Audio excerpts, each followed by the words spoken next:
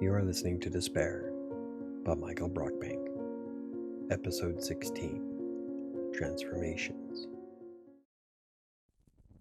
The fear in the tall, lanky man's expression was apparent, as he had no idea what his employer had in store for him.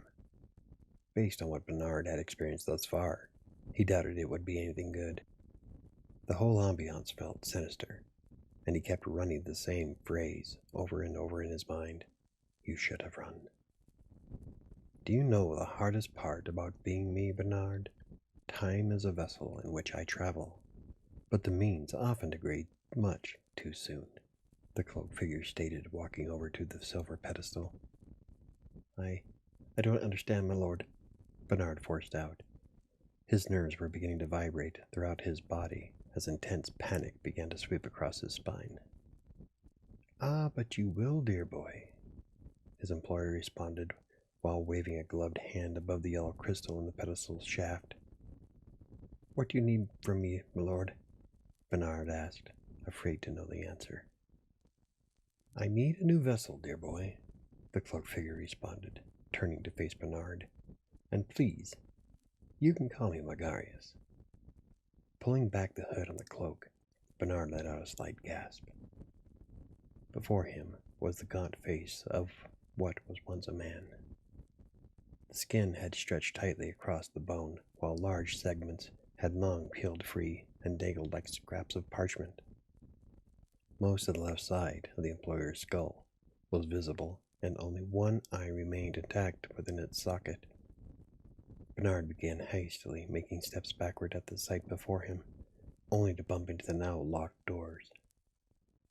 His heart began to race, and his panic turned into sheer terror. When you live as long as I, it's incredibly difficult to find a suitable form that can last, Magarius said, taking his gloves off.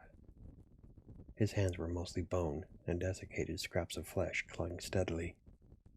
He continued walking towards the tall man as his bladder gave way, creating a growing stain on Bernard's trousers. Magarius let out a heavy sigh at the sight. Now I'll have to clean that as well. You're not making this any easier on me, Bernard, the ghastly form said as he continued his approach. With one hand, Magarius withdrew a sickle from somewhere behind him. Its curved blade had long rested, but the edge was polished enough to give it a slight twinkle. What are you going to do? Bernard asked, but he already knew the answer. Don't fret, Bernard. You are exceptionally special. You should feel honored that I've decided to make you my new vessel, Magarius replied. Without pause, the horrifying figure brought the sickle to one side and slashed across Bernard's stomach in a swift, backhanded motion. The blade sunk deep into Bernard's core, nearly completely emptying his bowels onto the floor. With a scream of agony, the tall man crumpled into the pile of his own organs. Blood began to pool from his wound. As Bernard lay dying on the floor, Magarius knelt down and lifted the tall man's head to look into his eyes. It's all right, my friend. Your body will go to good use, the half-skeletal man assured Bernard.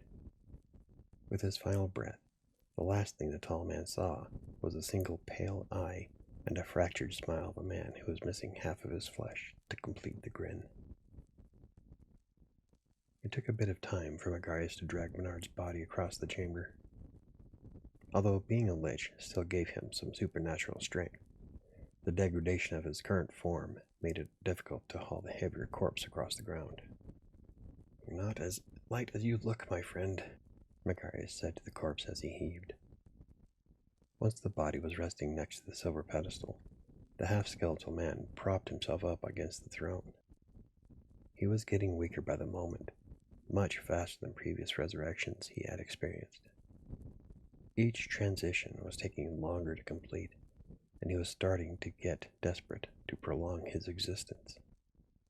Pushing himself off of the throne, he gently placed one hand on the crystal and began to mutter a phrase seemingly to himself. With a flash of light, the yellow crystal illuminated the chamber for a brief moment. The half-skeletal remains of Magarius instantly crumpled to the floor in a heap next to Bernard's body. After several hours resting on its pedestal, the yellow crystal began to vibrate. The sound reverberated throughout the chamber for a moment until it stopped. Then it released another intense flash of light, filling the room. Bernard's eyes fluttered open, only it wasn't Bernard himself controlling them. The tall man's body sat upright and surveyed the room. A wave of dizziness caused him to lay back down on the floor. "It's getting more difficult, my friend," Magarius's voice said from Bernard's body. "I need to find a way to stabilize this before it's too late." He had long lost count of the number of bodies he's used to prolong his existence. While he was incapable of taking control of the living in such a manner, being able to revive in a corpse has been quite beneficial over the years. Sometimes it would take years before a body would come within range of his phylactery. Other times, it was a much quicker experience. Normally, he would embed the crystal within his chest while traveling, in the off chance someone would fell him in battle. That way, he would most likely be near a corpse to take over. However, the last few bodies have been taking longer to control, even when placed closer to the crystal. After composing himself, Magarius was standing in front of a large mirror which hung on one of the walls of the chamber. He had been spending time trying to clean himself up while getting used to seeing his new form. Though the physical appearance was only temporary, it would eventually morph and contort in order to resemble his original visage when at first becoming a master of the undead. Magarius suspected the transformation is what caused the flesh of the bodies he takes over to rapidly degrade. Of course, this time it was different. The degradation happened almost instantly after casting his most recent spell. As he was trying to adjust the tall man's hair, the massive double doors to his chamber swung open. "Come in, Darius. What do you think of my new suit?" the ancient lich asked while straightening the collar of his cloak. A large burly man walked into the chamber and approached Magarius. "A bit scrawnier than your last body," the large man answered. Magarius looked back at the bearded man and saw a healed scar stretching across his eye. "That's new. Found a playmate, did you?" Magarius said, turning back to the mirror. "It's nothing I can't handle. I'll find him again," replied Darius, looking back at the desiccated corpse resting at the base of the phylactery's pedestal. It lay next to a pile of organs Magarius had pulled out of his new body. Being a lich, he had no use for intestines, a stomach, or any of the other vital parts of the living. Besides, the gouge he made across the tall man's abdomen wouldn't support the innards being tucked back in. At least not without serious sewing, which Magarius had no interest in performing.